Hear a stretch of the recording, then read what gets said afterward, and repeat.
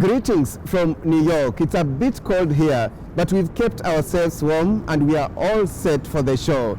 And today, I got the appointment right in the middle of COVID. Meet Sanda Ojiambo, the Executive Director of the United Nations Global Compact, a UN body that motivates companies to think about the strategic development goals and how to integrate them in their business strategies and operations. I'll be in command of this flight outbound today to New York. Also on this show, the importance of Kenya Airways resuming flights on the Nairobi-New York route. And on My Magical Kenya, I will share my magical experience in the Buffalo Springs National Reserve in Isiolo County. She was appointed the Executive Director of the United Nations Global Compact while she was working at Safaricom in Kenya. And this was during a crisis, the COVID-19 pandemic.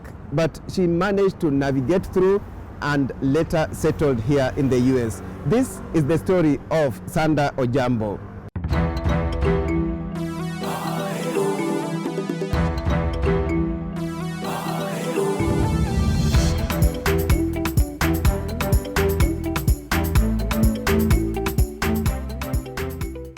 She holds a position that commands global attention. A dream come true for Sanda Ojiambo, who has always set her goals high. Sanda was working with Safaricom as head of sustainable business and social impact when the opportunity to join the United Nations Global Compact as the executive director came knocking. The UN Global Compact is a special initiative that was set up in the year 2000 by the then Secretary General Kofi Annan. And the purpose of the compact, when he founded it, he said, is he wanted to bring a human face to the global market.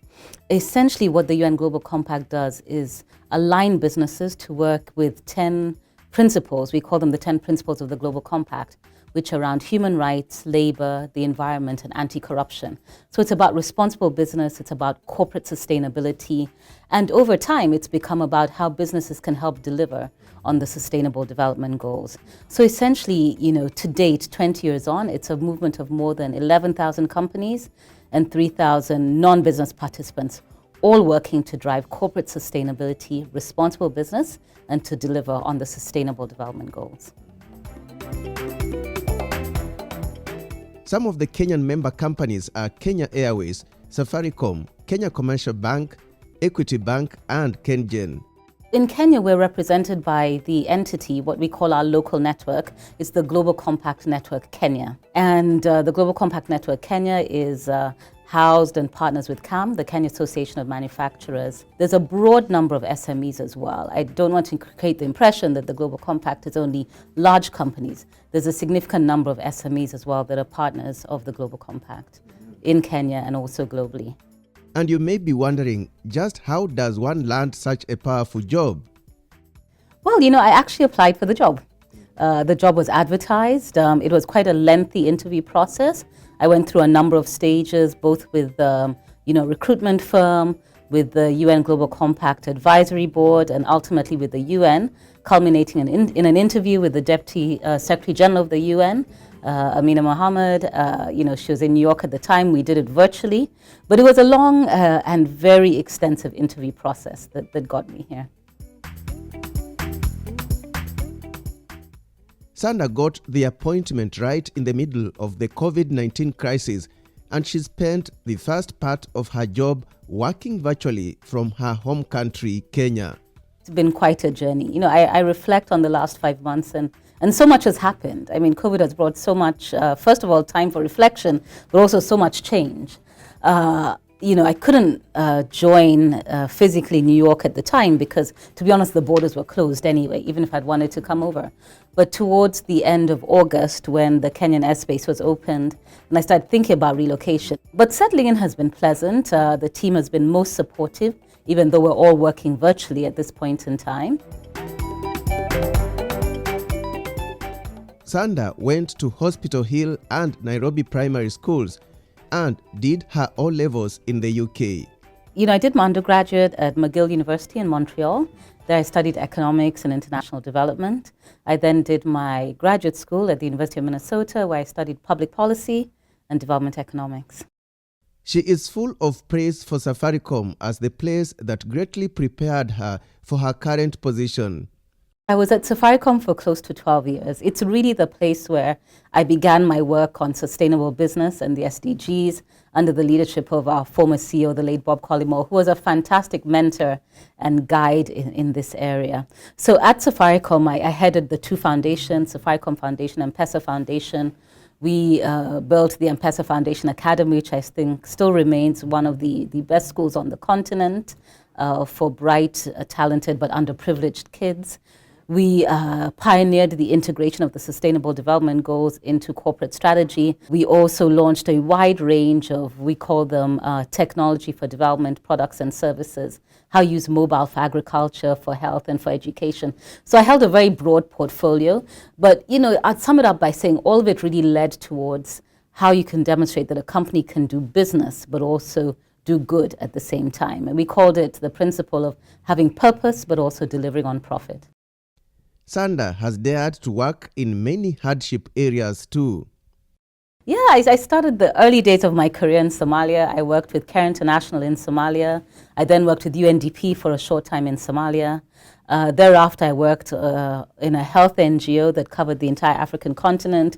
So I had the privilege to serve, close to, sub-Saharan Africa, more than 40 countries in sub-Saharan Africa.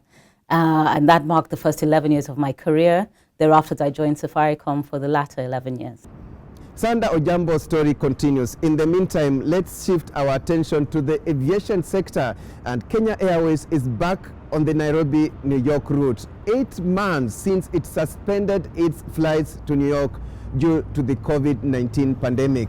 And we sought to find out, what does this resumption mean to Kenya and the world?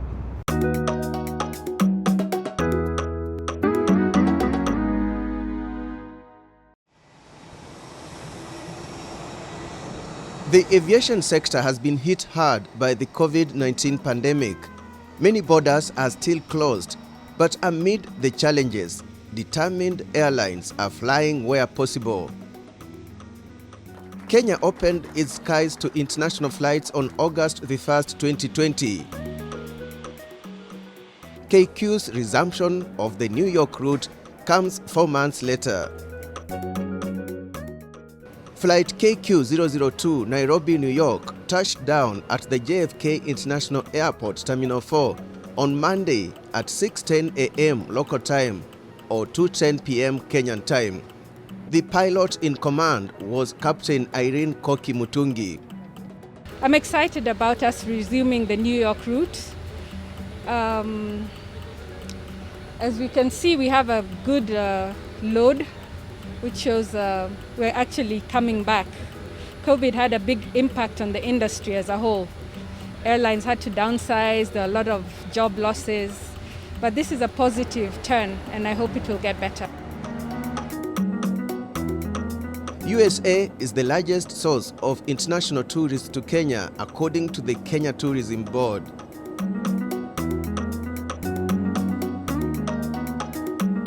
Fortunately for us, the traveler has reset the way we look at the journey, the travel journey, from beginning to end. The reason it's important for every destination to be able to work together with their aviation partner, their airport partner, and their civil aviation or their travel trade partners is because the consumer is looking at the whole travel experience as one thread. They want a seamless thread from when they leave home. It's as demanding from the time I begin to book the flight. What information are you giving? Sarah Kians, a tour operator who brings tourists to Kenya, said she was hopeful the tourism sector will begin to peak despite the COVID-19 pandemic. I'm very willing to tell my clients at home that Kenya is a much safer place than New York or even the United States. They have, is it become more compliant? They've understood the protocols and it feels a whole lot safer than what I'm going back to. But really, God bless Kenya. It's, people ask me. And I said it's the people. What better time than to be out in the bush or even at the beach? No, I'm convinced I can make a difference. Passengers on board were gifted with magical Kenya souvenirs. By March this year, Kenya Airways had completed 594 flights to and from New York. It had flown over 100,000 passengers. This flight is very important because it's a direct flight. So I'm going to save in terms of time because it's only 15 hours from Kenya to the US. This means a reunion with my family. It means being able to travel again. And what is the frequency? A lot of people have been asking when we are going to come back, and we are happy now that we are back. And we have seen a very good uptake of demand given the current circumstances. Initially be operating 2 flights a week, and then next year when we look at summer, we will probably be looking at how we can adjust the capacity upwards depending on how we see demand evolving.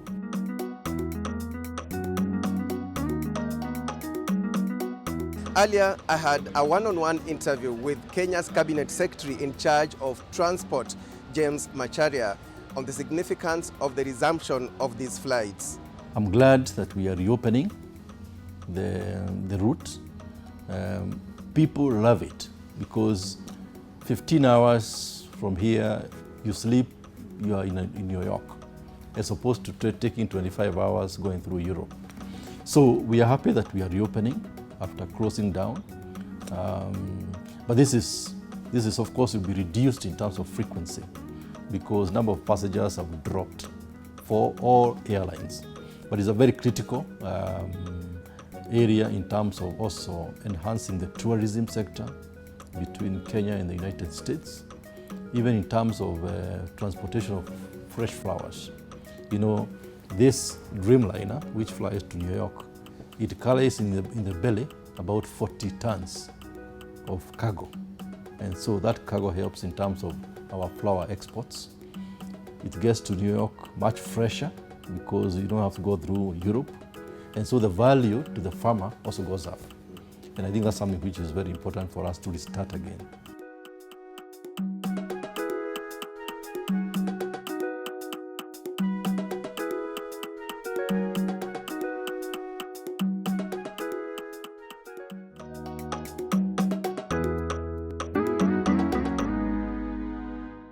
That package leads us into a short break. When we return, we will continue with the story of Sanda Ojiambo, the Executive Director of the United Nations Global Compact.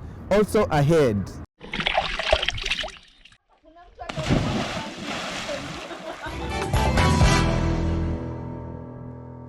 Welcome back. Today we are coming to you from New York, and our guest is Sanda Ojiambo, the Executive Director of the United Nations Global Compact. Sanda Ojiambo is from a family of achievers. Her father, the late Dr. Hilary Ojiambo, was Kenya's first cardiologist and co-founder of Kenya Cardiac Society in 1980. Her mother, Professor Julia Ojiambo, a nutritionist, was Kenya's second female elected member of parliament in 1974. She was the first female assistant minister in Kenya during Jomo Kenyatta's administration, and she is currently the University of Nairobi Council Chair. Sanda says her parents' influence in her life is huge. Definitely. I don't think there's anybody who is not influenced by their parents. In first of all, the most basic and maternal way, how you are brought up and the values that you hold near and dear. And I cherish both my parents actually for instilling in us a couple of values and disciplines. Hard work, service to community, and also just, trying to read wide and be as broad-minded as possible. I credit my parents for that.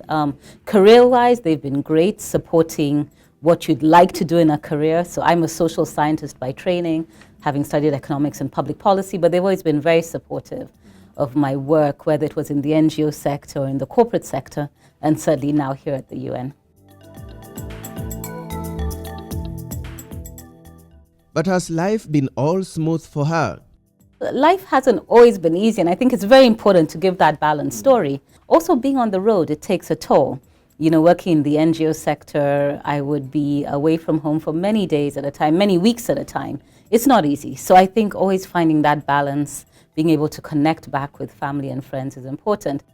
As the current executive director of the United Nations Global Compact, Sanda says her vision is to see companies take faster strides in the integration of sustainable development goals in their business strategies, with COVID-19 presenting even bigger challenges.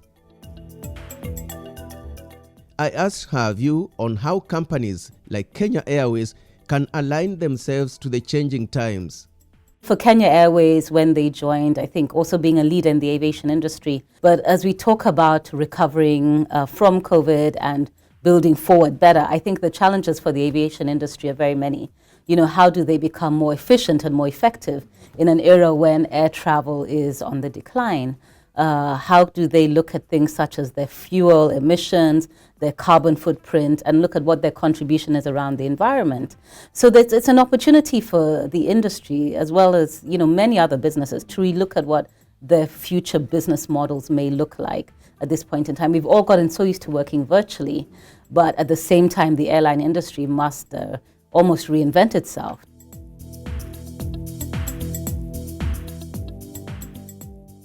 Indeed, COVID-19 has changed things, and the aviation sector and traveling at large will no longer be the same.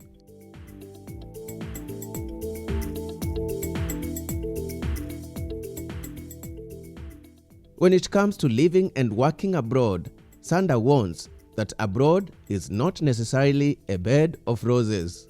If you're going to go abroad to work, you know, make sure it's work that will fulfill your passions and your joys, and you'll be satisfied with that job, because I think that's most important. So you need to be confident that what you're doing is going to add value to you. That's that. Look at the opportunities. You know, what else do you do aside from work? So be somewhere where there's also a good social support system, where there's social things that you can do, cultural things you can do, and immerse yourself fully in what you do abroad. I would say don't only seek to come abroad for a job. Come abroad for a life and see what else you can gain.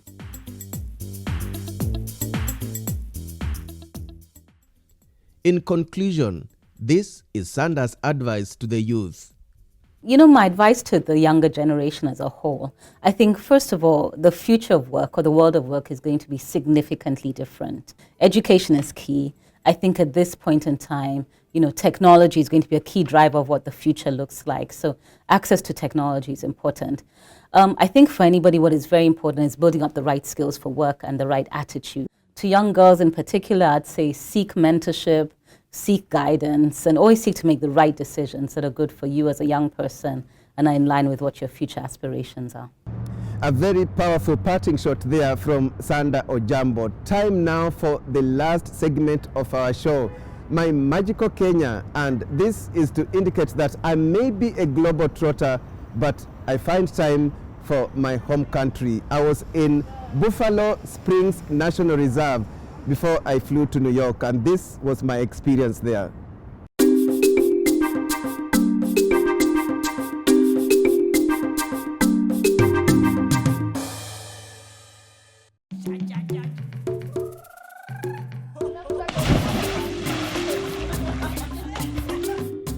Welcome to Buffalo Springs National Reserve in Isiolo County, one of the hidden gems of northern Kenya with a remarkable flora and fauna.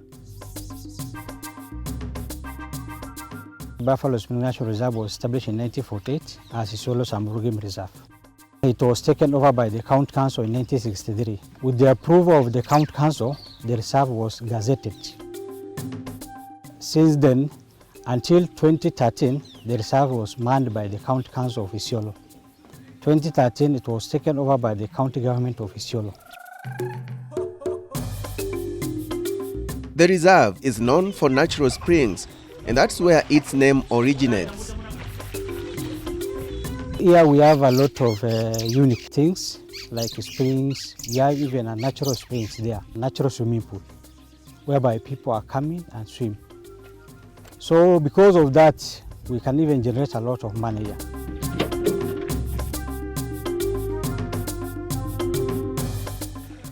Hi, habari zenu?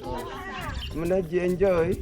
Wow. Yes, this is the center of the springs that give life to the Buffalo Springs National Reserve. A good place for picnic should you find a moment to visit the park.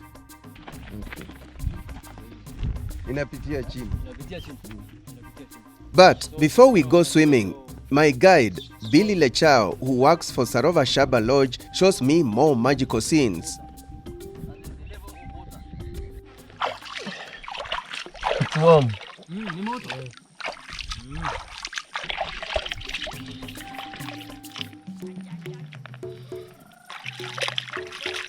The unique thing about Buffalo Spring is actually it directs water to every part of this game reserve. And again, at a certain time, like for example now, all the animals must come and drink water from here. So for example, if there are guests going around Buffalo Springs and the timing is actually good, then they will have to come back to Buffalo Springs just to have a target or have a look at the animals, because this water actually attracts animals. Unlike going direct to the river, some of the animals will come and take water from here. This pool will always be on the backlist of the Buffalo Springs visitors. Well, I was not left behind.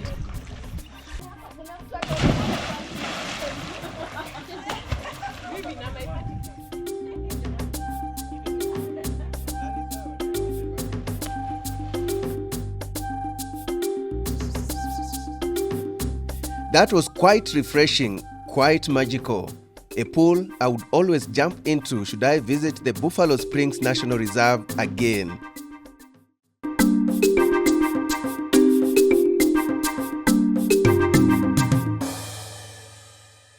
Wow, from Samburu to New York, very interesting sights and sounds there. We hope you've enjoyed the show, and on behalf of my cameraman here in New York, David Amateshe, and the entire Chams media team in Nairobi, many thanks for watching, and see you again next time.